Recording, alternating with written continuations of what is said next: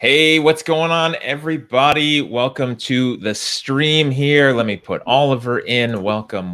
Happy Wednesday. Today is June 2nd. It's a new month. We are, I feel like we're the second half of the year, but we're not quite there yet. Oliver is tuning in. He's getting his camera woken up. Welcome Technical to problems. the show.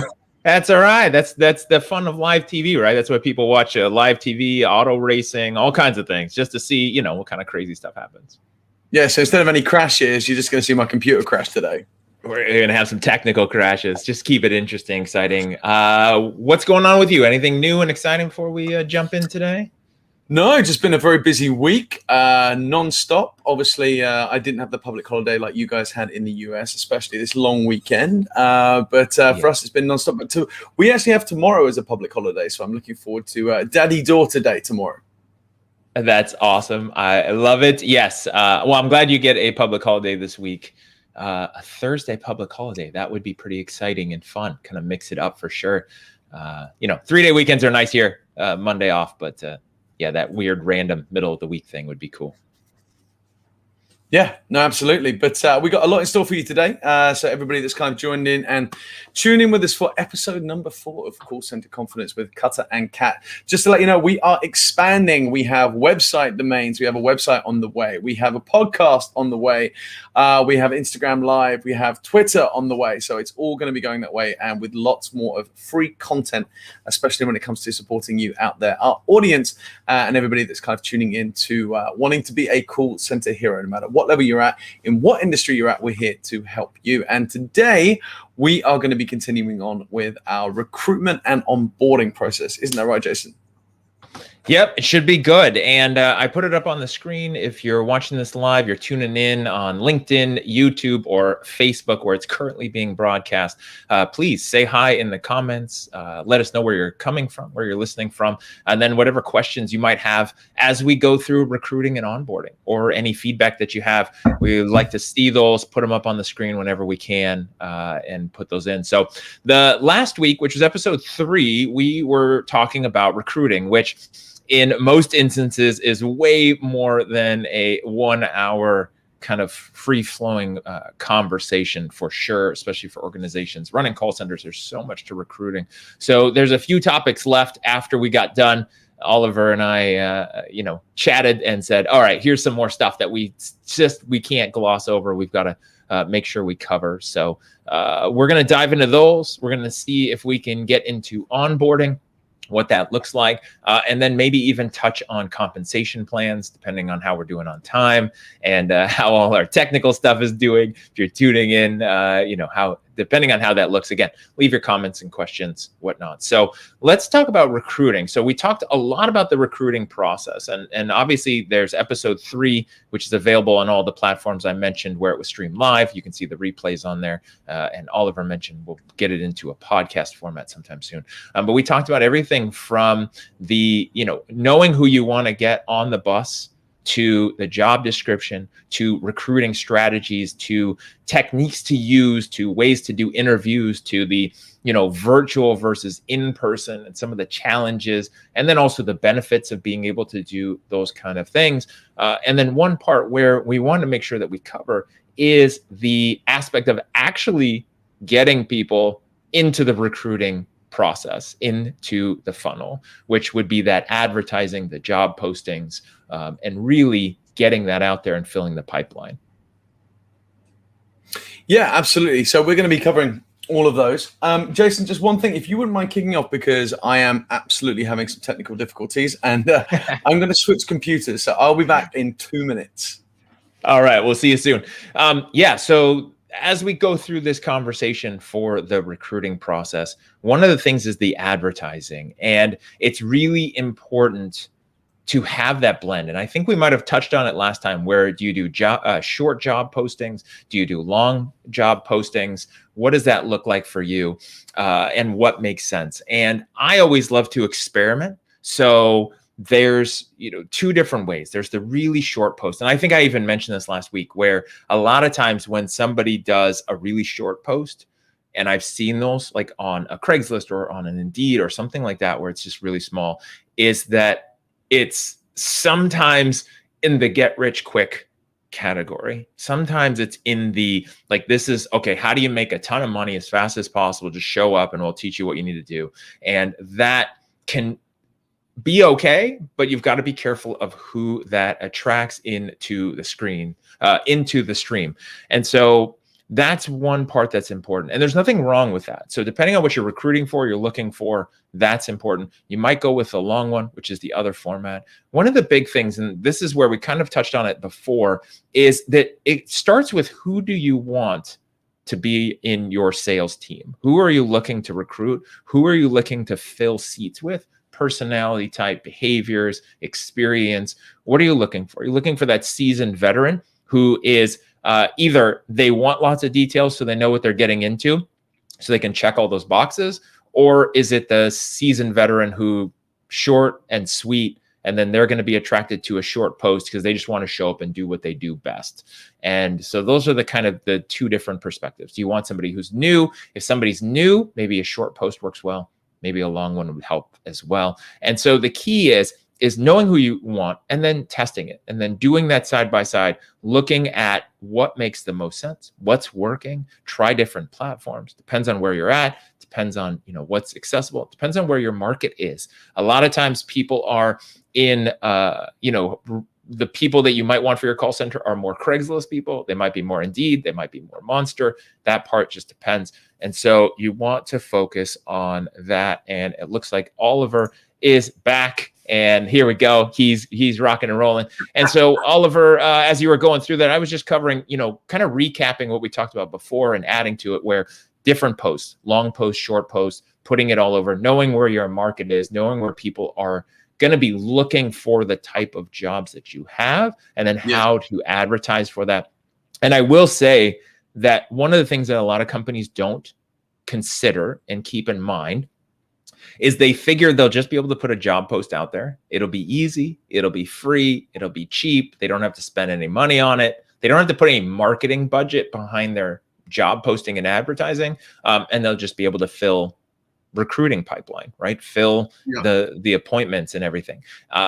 In some job markets that might work, but one of the big things is for companies to be mindful of how much money, time, and effort it will take into the advertising portion, what kind of budget they need to have, because it could potentially spend a lot of money, could cost them a lot of money to do it, which is okay, but you've got to treat that like any other marketing function, right? What's that cost per acquisition? No, 100%. And I think you hit a really good point there, because there's so many contact centers out there in this space at the moment that, all right, they do have budget to recruit, because that's the whole point. It's the aim of the game. They want to kind of increase their seats. But, if you're not doing it right and you are putting bums on seats, you're going to end up throwing money out of the door, because you're going to have to recruit again if those people aren't fit for purpose, or they aren't the right people that you're bringing into the business in the first place. So my advice to really any contact center that's out there when you advertise, be clear in your advertisement about the type of candidate you're looking for. Be honest and upfront. I worked with a couple of contact centers recently that they say, we're looking for this, we're looking for that, with the hopes they're really going to get something else over here, but they want to sell this over here to get those kind of people. And you're just wasting your time and wasting your money. At the same time, it's also as well down to the contact center to make sure they give you enough time to recruit in the first instance, because we all know that businesses move quickly. They want to ramp up. They want to increase their headcount. You've got to do things the right way. There's the correct way of doing something, rather than just rushing it, doing it for the sake of doing it. And as you say, putting bums on seats and ticking a box to say, hey, we got 30 people in here. Good job. Well done. Thanks very much. But the proof is in the pudding, whether they make it through training, whether they make it through onto the floor. They have, a good speed to competency, which we are definitely going to come on to a little bit later. But I think it's really important to remember that it is, and I've said it a moment ago and I'll re-say it again, is it's not about a bum on a seat. Target the right person. Make sure you do the right spend, and you do not waste time just getting somebody for the sake of getting somebody. We all see it. It happens in every center. And I've worked with somebody recently. I remember specifically on one call we had. He goes, My team don't challenge me when I tell them I need X amount of people on the floor. And if they actually feel that somebody's not right, they put them on the floor just purely because I've said I need X amount of people. Oh, man. Oh, that's terrible. But the thing is, though, I think they're also worried about making that decision. And that's one thing, especially I've seen recently, is people are afraid to make decisions because they're afraid of losing their jobs. They're afraid of being put in the wrong space. And I think that happens in the call center. But we should all be allowed to make mistakes, right? We're all human. Everybody makes mistakes, but we shouldn't be judged by our mistakes. Well, and it's interesting as you're talking about it. The one thing which I used to say on my podcast before, especially when it was the sales experience podcast, is I used to finish it by saying that everything in life is sales. And I truly mean that. And a lot of times people think sales. So they think I got this prospective client. I did some marketing. I'm talking to them. I sell them something. They swipe their credit card. That's my sale. But when you look at recruiting, it's that same thing. There is some marketing, then there's a pipeline, there is a good fit, who's the ideal client, there's which is then that candidate, there's some filtering that goes on. And again, like most people who have been in sales long enough or running sales teams knows that if they just let their sales team go uncontrolled and sell anybody and everybody, you will get a lot of terrible clients that are probably not happy, that probably cancel, that probably want their money back, that were set the wrong expectations because the salesperson just told them whatever they wanted to hear in order to pay. And so when you take that and then you apply that to recruiting, it's the same thing. You don't want high turnover, just like you wouldn't want a high cancellation of new clients. And so you've got to treat it the same way and then look at the right expectations, the right enrollment process, the right follow-up, the right nurture. And so, which then goes into the onboarding process. But before we get there, I know you wanted to talk about referring a friend as a strategy. Yeah, no, absolutely. And I think, there's a lot of call centers out there that do it. And I actually follow a lot of the clients that I work with on Instagram. And you see it all the time about, recruiting here, hire this person, hire that person. And, they have incentives to hire your friends in the workplace. And I've seen so many different ones. You get $100 for bringing somebody in. I remember I worked for a company at one point. They said you get $50 for bringing them in. You get $100 if they pass training, and then you get another $300 if they're there 6 months. There's so many different incentive programs out there to bring your friends into the workplace. But on the other hand, a lot of people don't like to do it because they don't like to have the fact that their friend is coming in on their shoulders under their recommendation. And what if they're bad? What if they don't perform? And I've spoken to a lot of people recently that are in full support of the Recommend a Friend program and people that don't like it whatsoever. So therefore, they'll take it under advisement. They won't really offer anything in terms of actually putting somebody through the door. But I want to put it out to you, if there's anyone out there that's used that system in the past, if there's anybody that's kind of spoke about it, I'd love to kind of hear your thoughts and your comments on Recommend a Friend. Me, personally, I think it's a very important program because we say it all the time, is call centers are the factories of our time. And there are so many people that come in and out. If you know somebody reliable, and that's where the long-term incentivization comes in to make sure that, you get $50 on day one, $100 on, week 3 or week 4, whenever they pass training. But 3 months down the line, that's when you get the big reward. And that's the way a lot of commissions work these days, to show that, you're doing the right thing, you're bringing the right clients on board, you're selling the right products, or most importantly, you're selling the right way.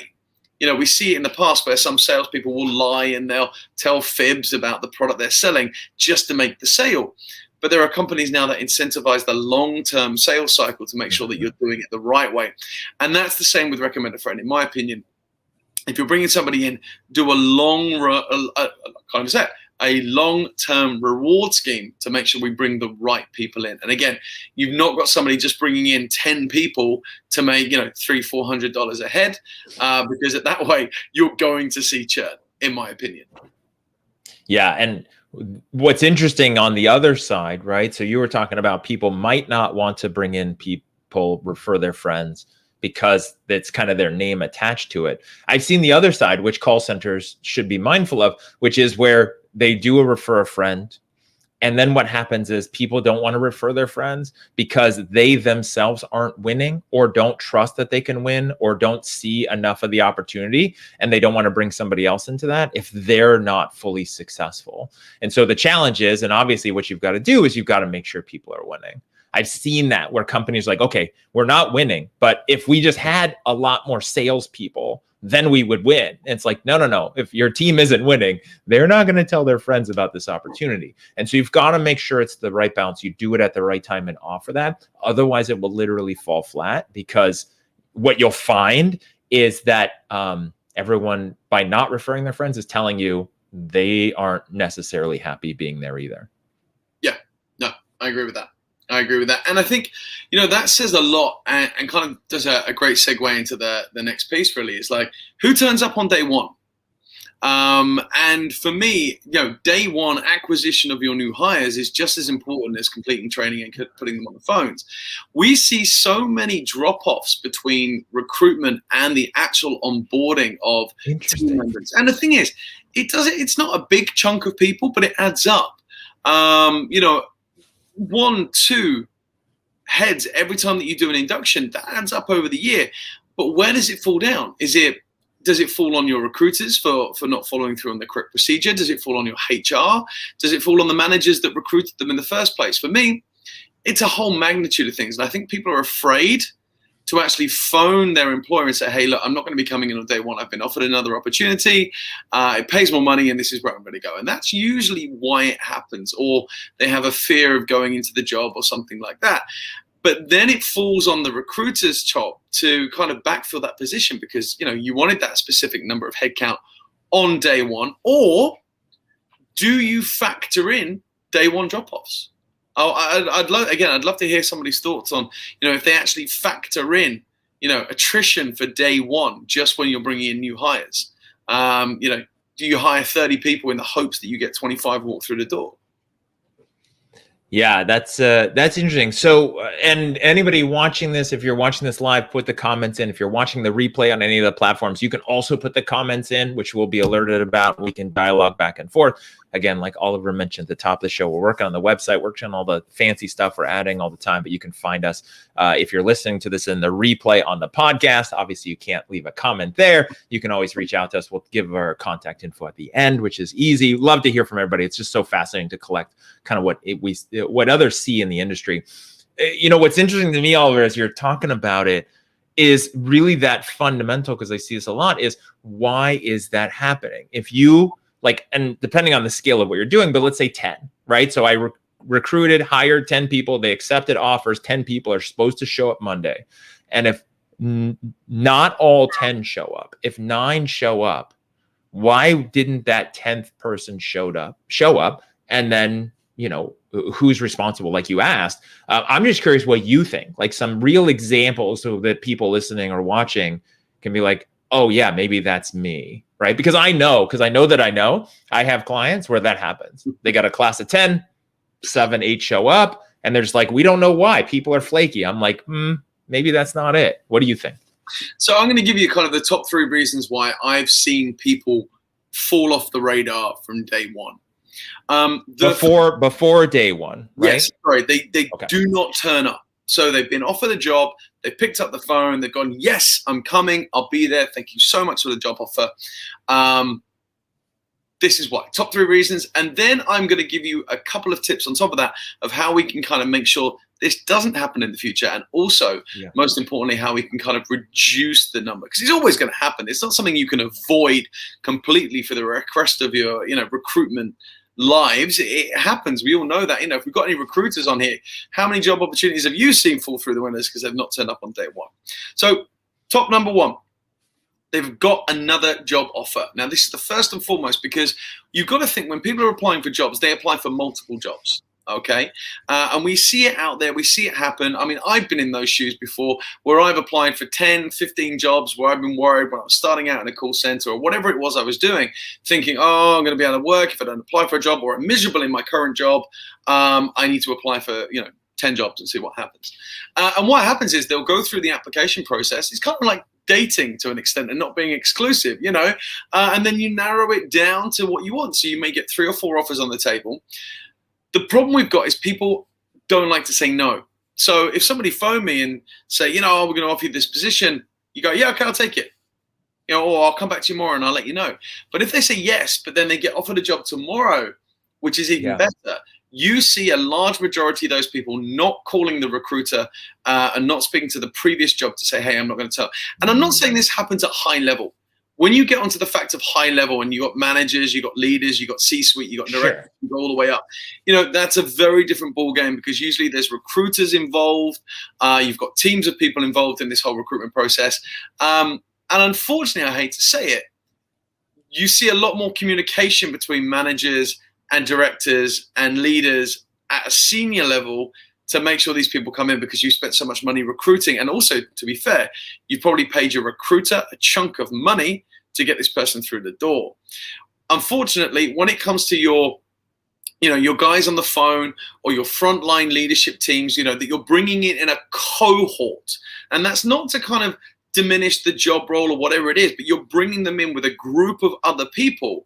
They don't always necessarily need or feel the need to contact those people and say, hey, look, you've got another 20 people coming in. Am I just a number on your door? I'm not coming back. That's number one. Okay. Number two is lack of communication from the business side to the person that you're recruiting. And I've seen it happen oh so often, where they've been offered the job, they've been sent out the welcome letter. Great, starting in 3 weeks on Monday. See you there. And that's it. Nothing else is sent. Maybe they're sent an application form to fill out when they start. Maybe they're sent out other information. But lack of communication is definitely something that stands out when it comes to people not turning up on day one. And that's something that shows. And the first and foremost is people just change their mind. They get, and when I say they change their mind, is they get countered by their existing business. And this is something that you see quite a lot is, they accept a job and they won't quit their old job until they've got their offer letter, they've got their contract, they've got their information, and they won't tell their boss. And then what will happen is they'll go and tell their boss in their existing job, hey, I got another job, I'm out, thanks very much, I'll see you later. And the counter offer comes. Now, it depends on the company, it depends on who you are, and it depends on the person. And the first and foremost is you've got to look at it is, if they're being counted, obviously they are good at what they do, and the company doesn't want to lose them. So we know as a business you've made the right choice, because you've obviously hired somebody good. For me, I always think that's a problem when somebody's counted. Now, if they're leaving for usually one of the, I like to call the 3 M's when you're leaving a job, it's money, motivation, or management. Those are usually the three reasons why people leave jobs in the first instance. God, I feel like I'm giving a monologue here. But those are the 3 key factors. Now, there's a lot of different reasons out there, but those are the 3 that I always believe in, the 3 M's. If money is a factor as to why you're leaving, if you've been sold something because you're about to get paid a lot more, and you've asked for a pay rise in your current job, and you've asked for a pay increase and the company has said no, then all of a sudden when you say, hey, I'm leaving, and they offer you a pay rise, for me, alarm bells go off. And the reason for that is because why has it taken you to leave your job role to be counted? And this goes to everybody out there, guys. Please remember this, right? If you're leaving a company and you've asked for benefits, perks, whatever it might be, and all of a sudden your company counter you and give you what you wanted, why is it taken for you to leave to make that happen? And is that a company you want to stay in? And that, for me, speaks volumes. I've been on the receiving end of that before. And they said, oh, no, we'll match the salary they've given you. I asked for that 6 months ago and you said no. Why did you say 6 months ago? Well, we didn't really want to give it to you. All right. And this is the way it goes, And unfortunately, right, these are the 3 things that happens. I mean, what's your opinion on those three key areas? So, yeah. And again, and I mentioned this a few minutes ago, as you're going through that list, I look at it completely like a sales process. And when sales are done incorrectly, meaning either low low closing rate or a high cancellation rate of people who already signed up, then that's some failure in the process. So if people aren't showing up for the first day after accepting an offer, that means somewhere in the recruiting / sales process, something broke down. I love the point number 2 that you made, which is where I see this a lot, which is, congratulations, here's your welcome letter. We'll see you in 3 weeks. And then they just assume that person is still excited and they've moved on. They're recruiting at a high volume, or they're just bad at follow-up as a company, or setting up processes, or being empathetic. Here's one of the challenges I see with a lot of recruiting side is the recruiter, the HR, the sales manager, whoever the hiring manager, whoever that person is, has forgotten what it's like to be on the other end, trying to get a job and being excited, nervous, worried. Did I make the right choice? Just like a lot of people in sales have forgotten what it's like to be a customer because they've been doing it for so long. And so they're desensitized to it. And they just forget the disclosures, the expectation setting, all those little things that will help somebody not have buyer's remorse. Because again, if you're recruiting somebody, you don't talk to them for 3 weeks. Hey, show up on Monday. That's 3 weeks of thinking about it and second guessing and doubting and wondering if they made the right choice.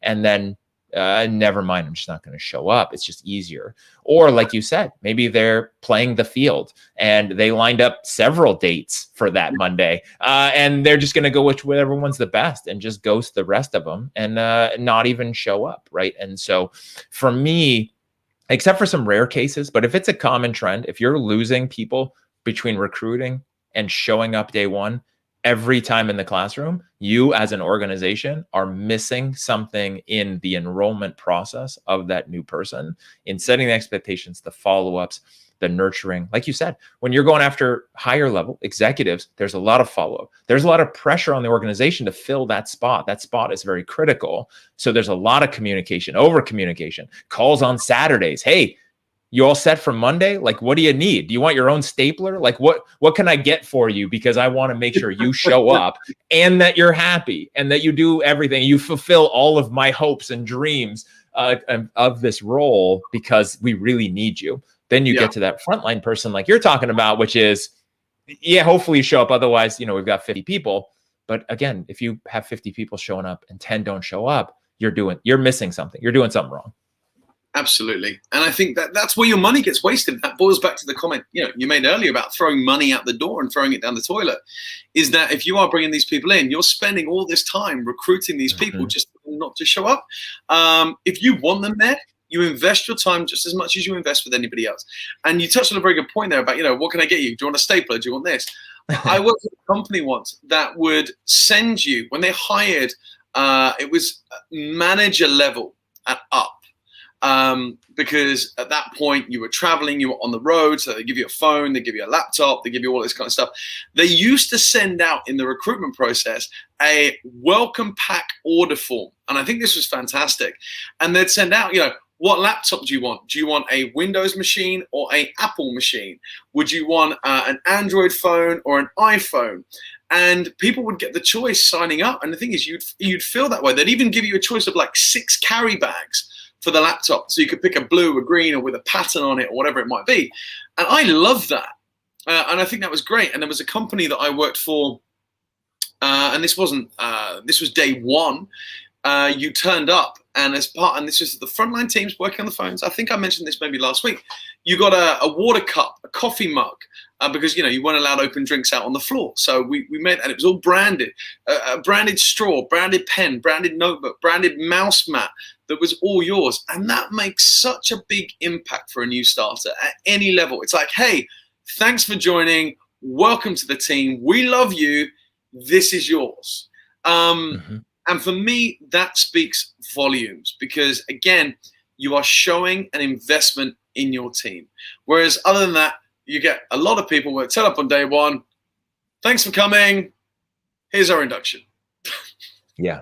And again, I'll keep saying this because I think it's so valid, is think about yourself as a customer, right? All of us, anybody watching this, if you're in charge of a call center, recruiting, anything like that, think of yourself as a customer buying something significant or important, right? So let's say you're buying a car and you buy a car, you go through the process, everything's great. You drive away with the car and you literally never hear from them again. It was such a transaction They got your money. Maybe you feel a little gross afterwards, but you got your car, but it's a transaction. You never hear from them. Now imagine if you got a welcome kit from them afterwards, if you got a phone call, they're nurturing, they're checking in, they just want to make sure you're happy. That would be a different experience. Again, if we apply that to the recruiting, right? So you're selling somebody on showing up. They show up and you're just like, cool, my job is done. Like, here we go. Now we're just over. I don't have to do anything special for you ever again. Versus making someone feel a part of your family. And when you don't do those onboarding things, like the cool stuff you're talking about, whatever scale that is, when you don't do those things and you just hope, well, I'm just paying people, they're making money, I don't have to do anything special for them, then they're not going to stay at the same rate. They're not going to buy into your culture and your mission and your vision, and you're going to have a lot of turnover. Has that been your experience? Yeah. I'm right there with you on that one. Completely and utterly behind it. And I think, you know, all of these things, everything that you can do, that you know you can do, you should do. And it will all go a long way to showing commitment to the people that you're bringing on board. And also it makes them feel valued. We want all of our employees to feel valued. You know, there are so many companies out there that have value statements, mission statements. We follow these lines of code or whatever it might be. But how many companies actually follow them? How many companies believe in their values, their motto? And that's something you see. And the thing is, if you have your team believe in it and you believe in it, then that's when you start to make a difference. That's when you start to really change your onboarding process, the way you work, the way you bring people in, the way you train them, and you embed it from day one. And I think that's something that you can do. I've worked for a company over the last couple of years that it's all about the brand. Brand. But the thing is, that brand is embedded in you. And it's not about the code. It's not about the values, the morals and things like that. You are the brand. And the way they do that is they make you feel like you are selling that product. And when somebody mentions that product, that's you, no matter what you do. And I think that's really important. I love the way they've done that. I love the way they've achieved that with all of their staff. And their staff are so proud to work for that company, that people don't want to leave. And when people do leave, they're leaving for a reason. They're leaving for something because they want to set up their own business. They want to do their own thing. And, you know, I know people that have worked for that company for 15, 20, 25 years because of what they've managed to achieve and what they've managed to do whilst working for that company. Whether you want to stay company for 25 years, that's up to you, because that's a long time. But you could, right? When it's done in a certain way, then the buy-in from everybody and everyone's rowing the right direction. And we'll talk about this as we, you know, progress through these episodes. And we'll talk about challenges and change management. And it's hard to get people to change if you have to pivot, if you have to change anything, if people aren't bought in. Because then they don't see why and they're just going to jump ship. So what's interesting, as you're going through this and talking about it, I've done a lot of training especially over the last year and a half in this COVID era, for people who are looking for jobs, right? So I deal obviously with salespeople, but I'll end up in some networking groups where I'm talking about getting a sales job. So how do you get that next job? What should you look for? How do you position it? What should you know? And what's interesting too is from the recruiting standpoint, from the recruit standpoint, as a candidate, if anybody's watching this and you're looking to get a sales job, or you want to be in sales, or you want to change jobs, is how a company handles the recruiting process, the conversations, the follow-up, and then that gap between hiring to day one and that onboarding will tell you pretty much, and will reflect pretty much exactly how they treat their customers, what their culture is, and what that sales process will be like. And so if there's those big gaps in communication, usually that's coming from the top down, which means they're probably not great at communicating in general, which maybe they're not communicating with their employees or their customers. And so is that somebody you want to work with? Yes or no? Maybe it is. Yes. You're like, okay, that fits perfectly. I'm okay with that. Or no, I want to be in part of something that's way more involved, right? And when you show up that first day and you have to go find your own pen and piece of paper to take notes on because they don't even give you anything, you know, that trend will not get better, right? Everyone's on their best behavior on the first day. And if that's what you're getting, it's like, it generally doesn't get better than that first impression. Yeah. And as you say, I think one of the great things, we are going to come on to training and inductions and things like that. But as you say, on your best behavior on day one, especially if you have a elongated onboarding process, which a lot of companies do nowadays. I've worked with companies that will onboard you and get you trained up in 2 days, but I've also worked with companies that will onboard you and get you up and running in 6 weeks. Wow. It's a very big difference. But the good thing about the long one is, can they really hold their best behavior and do their real characteristics come out within those first 6 weeks?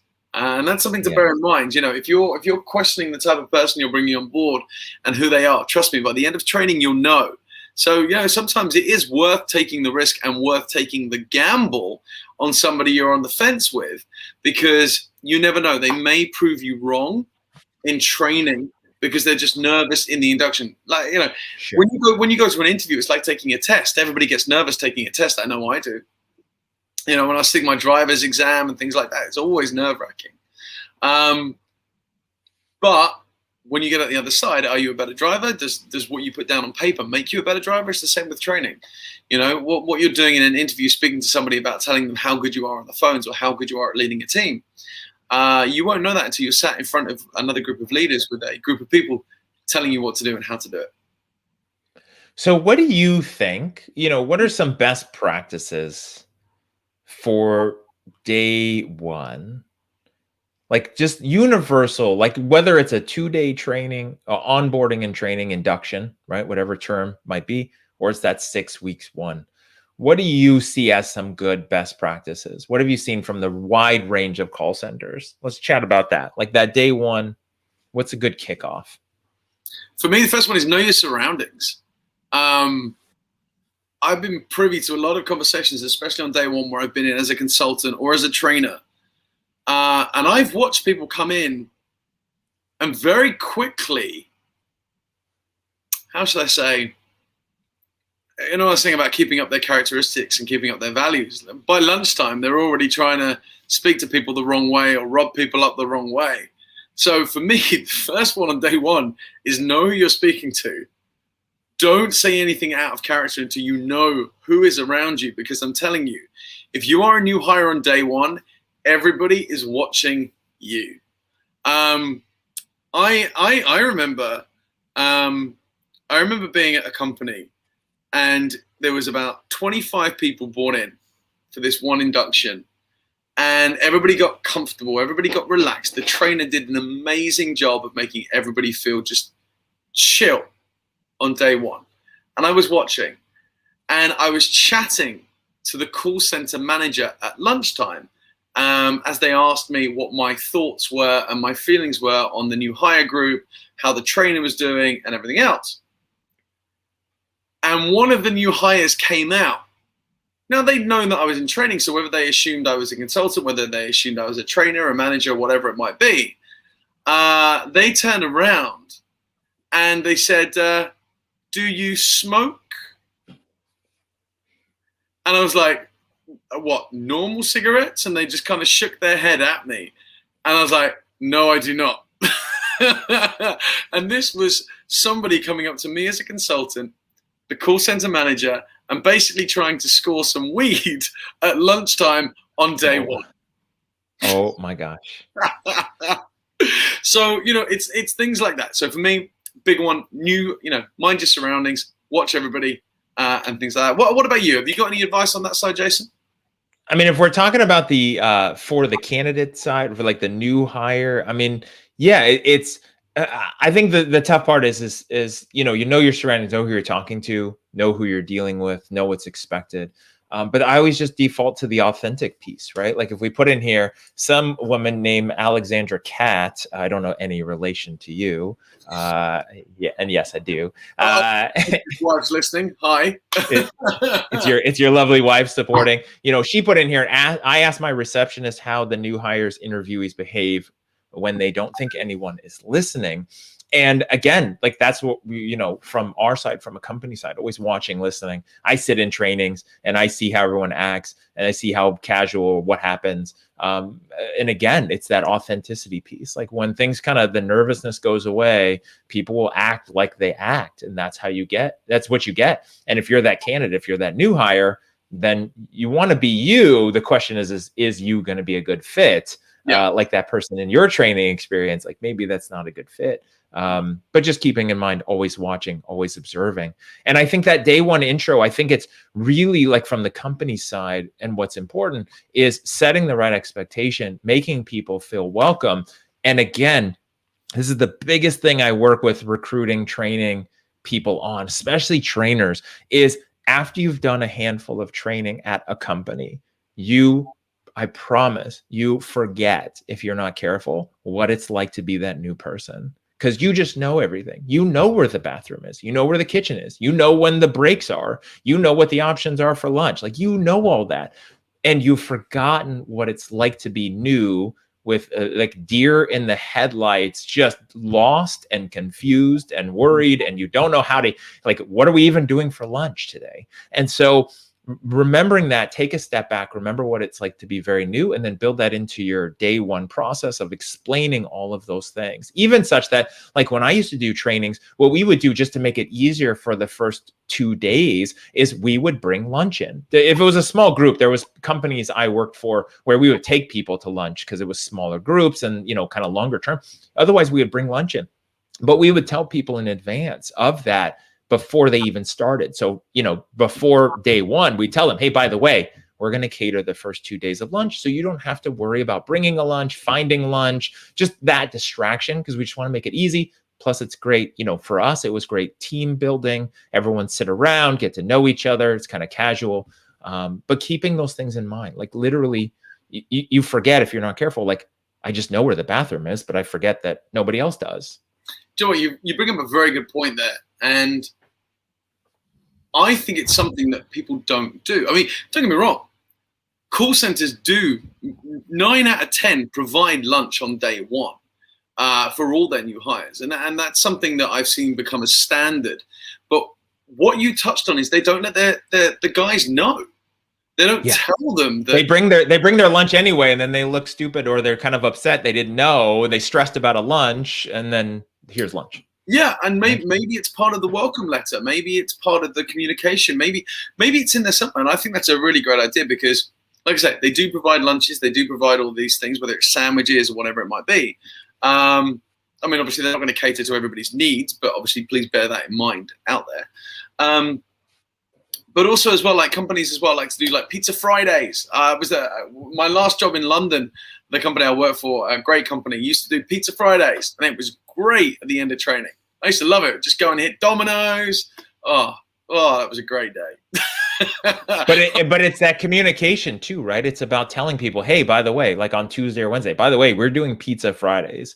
So you don't need to bring a lunch unless you don't want pizza. We're going to do that, and letting them know in advance, because again, most companies go, okay, of course we do Pizza Friday, and they just totally forget. Yeah, I think that's great.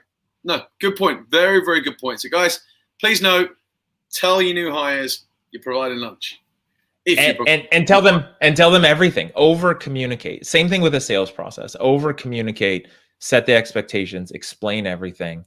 Just like you would in a good sales process. If you want a long-term customer, same thing you would do in that day one.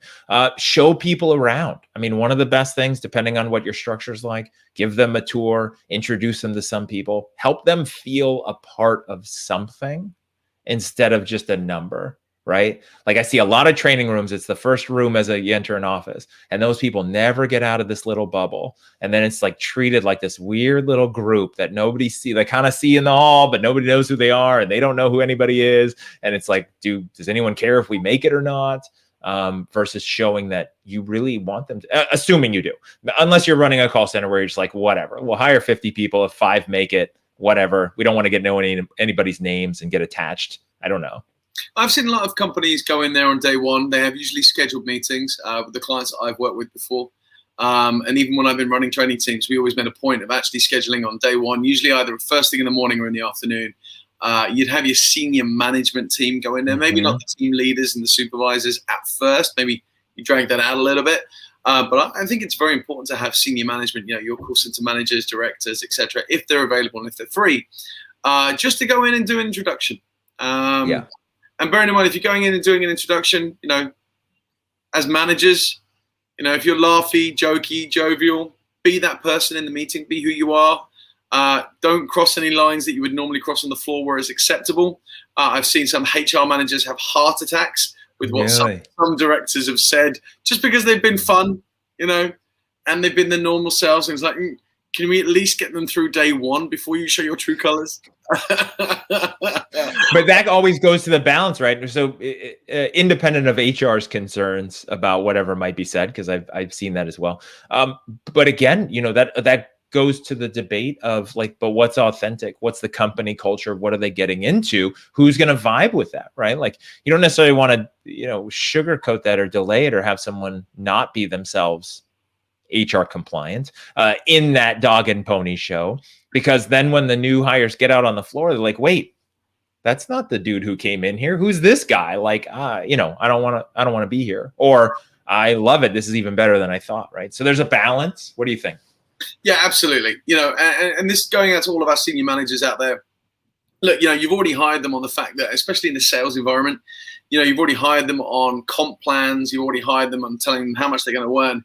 Just don't go in there and overinflate it. I've seen other managers go in there and go, look, we told you you're going to earn 60 grand this year. Actually, do you know what? You're going to come in now. You're going to earn 120 grand in a month. And all of a sudden you start to get everybody's like, oh, and then like they get out on the floor and they're walking away with like 2 grand. So set their expectations. But I know compensation is a big piece for you, Jason, because you've seen it, you've been there, you've been part of it. And that's something that kind of, is, I know it's a big passion of yours, especially in recruitment, day one and everything else, right? Yeah. And it's interesting now that you mention it. I have seen some of those meetings where somebody will come in at the top or, near the top or at the very top of the organization and get everyone pumped up and throwing all these pipe dream ideas and all these great things that are going to happen in the company that, don't. They're excited about it, but then, everyone gets upset because like, wait, what happened to this? What happened to that? Like, what happened to all these things that were mentioned on that day one? And I've sat in those meetings going, no, please stop. Just please stop talking. Like, no, please stop saying those things. So yeah, that can be rough. So just be careful. Like you said, if you're a senior manager in those meetings. So compensation, I think one of the big things, and I think this is going to be another carryover topic that will go into next week's episode, is this discussion about compensation plans. One of the things that just blows me away, even to today, even to right now, we're talking June 2021, is how many companies, how many clients I work with, how many clients I don't work with because they're just not even ready or not even wanting to get help, where they don't have a structured compensation plan. Yes, there's a base salary. Maybe there's some kind of bonus, but that bonus is literally like in a spreadsheet that the reps have to fill out themselves to figure out how much money they're making. There's no outline, there's no plan, and it's just very loose. And this is where it gets really dangerous for the organization, is it's a generic compensation plan, which means here's your base, here's your bonus per sale, now go. And what's happening is that when you do that, you're offering incentives and you're incentivizing for production. Make as many widgets as you can, and I will pay you for as many widgets as I can. Nothing about the quality of the widgets, the consistency of the widgets, what kind of widgets it is, just make sales, and then I will pay you for that. And then what usually happens is you end up with a very wide range of compliance, wide range of issues, usually a lot of deals that may cancel because you're just incentivizing for pure numbers. And when you do that, humans are going to default to their human nature. We all do that. We're all defaulted to whatever Maslow's hierarchy of need we're currently living in our brain, and incentives are thrown out there. All of us will find the easiest way to achieve an incentive in life. It's just our human primal survival nature. And so when you set up a very basic comp plan, hold on, because you're probably not going to financially like the results out the other end as an organization. No. And I think that's something you need to think about from day one, because you get what you pay for first and foremost, but you need to set those tones, you need to set those expectations, and you need to get it right. For me, I've got nothing really much more to add on that. I think you kind of hit every nail on the head there with that, Jason, if I'm honest. But I think, please don't send wild dreams. Please don't undersell, because you won't get the right people. Be as honest as you can be. But at the same time, don't be afraid to tell them what they can really achieve, even if it's slightly unobtainable. And the reason why I say that is because obviously there are people out there that are going to come in with the skill sets that are going to be able to obtain this. Don't set a target or an unrealistic goal of saying, hey, we're going to give you all of this money, but you're going to have to work 40 hours overtime to do that, because that's not realistic.